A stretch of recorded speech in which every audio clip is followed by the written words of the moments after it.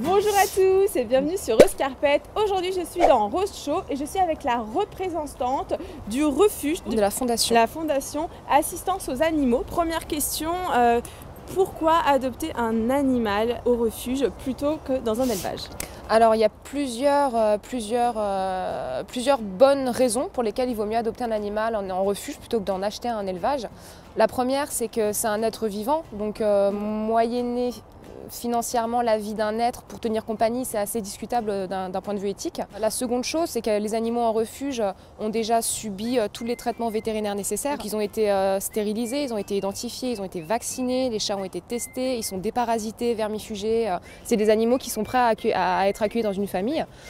Ensuite, les animaux qui sont abandonnés, souvent ont déjà reçu des bases d'éducation. Donc c'est des animaux les chiens savent marcher en laisse, les chats ont déjà vécu en foyer, donc c'est des animaux qui se révèlent être de très bons compagnons de vie. Et enfin, nous à la Fondation Assistance aux animaux, on n'euthanasie pas les animaux qu'on recueille. Donc si vous adoptez un animal ici, vous faites deux bonnes actions parce que d'une part vous sortez un animal du refuge et d'autre part vous permettez d'en accueillir un nouveau derrière.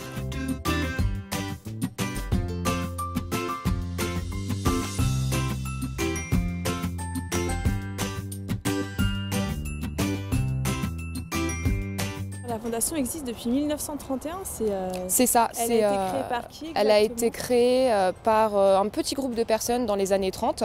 Elle a été reconnue d'utilité publique en 1989. Ça a été la première fondation de protection animale à être reconnue d'utilité publique. Et depuis, on cesse de se développer. Vous avez aussi une maison de retraite pour les animaux, c'est quelque chose. C'est la première fois en fait j'entends ça. Je ne sais pas si vous aussi vous connaissiez ou pas. Et c'est quoi exactement la maison de retraite pour les animaux? En fait, on a plusieurs maisons de retraite pour animaux. En fait, on est parti du constat que les personnes qui sont hospitalisées, qui entrent en maison de retraite ou même les personnes décédées, on avait pas mal de demandes pour prendre en charge les animaux de ces personnes-là. Souvent, c'est des animaux qui étaient vieux, souvent c'est des animaux qui sont malades, qui avaient un traitement à vie et c'était pas du tout adapté finalement de les placer en refuge, en box. Donc on a décidé de créer ces établissements en fait où les chats et les chiens vivent en totale liberté dans un cadre familial. On leur donne tous les traitements dont ils ont besoin. Finalement, ils finissent leur vie tranquille, quoi. D'accord, je trouve ça vraiment génial. Et sinon au niveau, voilà, si on veut donc adopter un chien ou un chat, est-ce qu'il y a un coût lorsqu'on vient en refuge? Oui, il y a une participation financière qui va s'effectuer sous forme de dons d'adoption en fait, qui va couvrir en fait une partie des frais vétérinaires que la Fondation a engagés pour l'animal. Et c'est également pour s'assurer que finalement que l'animal n'est pas un caprice. En fait, sortir un petit peu d'argent pour adopter un animal, ça démontre en quelque sorte son intérêt qu'on a pour l'animal. Et puis de toute manière, c'est de l'argent qui va être réutilisé après pour soigner et recueillir d'autres animaux. D'accord. Oui, parce que comme vous le savez, vraiment, quand on adopte un animal, c'est pas un jouet, c'est pas pour l'abandonner après. C'est pour ça que c'est vraiment important, en tout cas, d'aller dans un refuge plutôt qu'un élevage. En tout cas, c'est mon point de vue.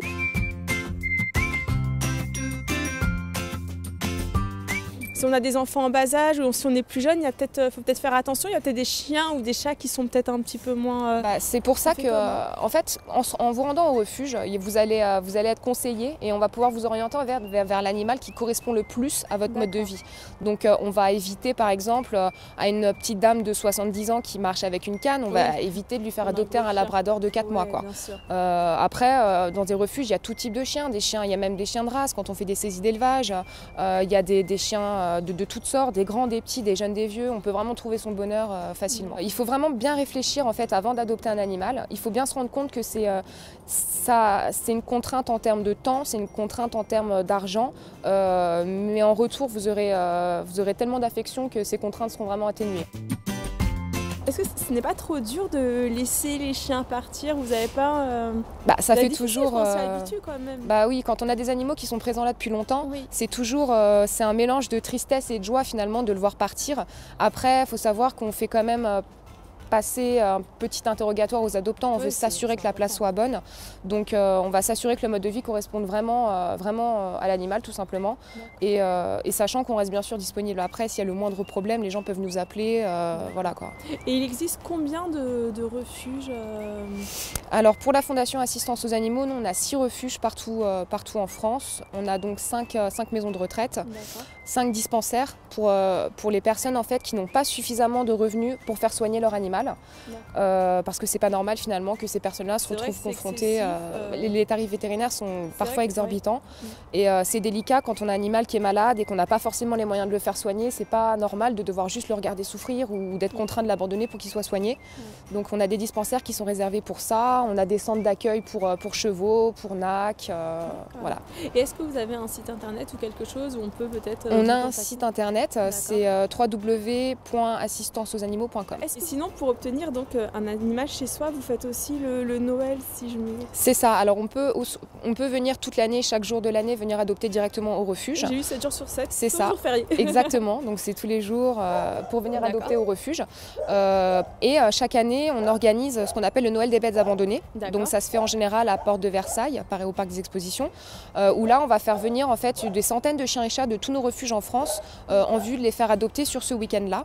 Donc là on l'a fait récemment, la semaine dernière en fait, tout simplement. Et vous avez réussi du coup à placer pas mal. Et on a fait venir environ 400 chats et chiens. Donc, on a fait plus des 3 quarts ont été adoptés. Donc pour nous c'était une très grande, un très bon week-end. Ouais. D'accord. Merci beaucoup. Si vous désirez voir une sélection, enfin la sélection des animaux les plus cute, je vous invite à aller sur le blog rosecarpet.fr. Et puis nous on va se rentrer parce qu'il pleut un petit peu. Il pleut un peu, ouais. À très bientôt. Ciao ciao.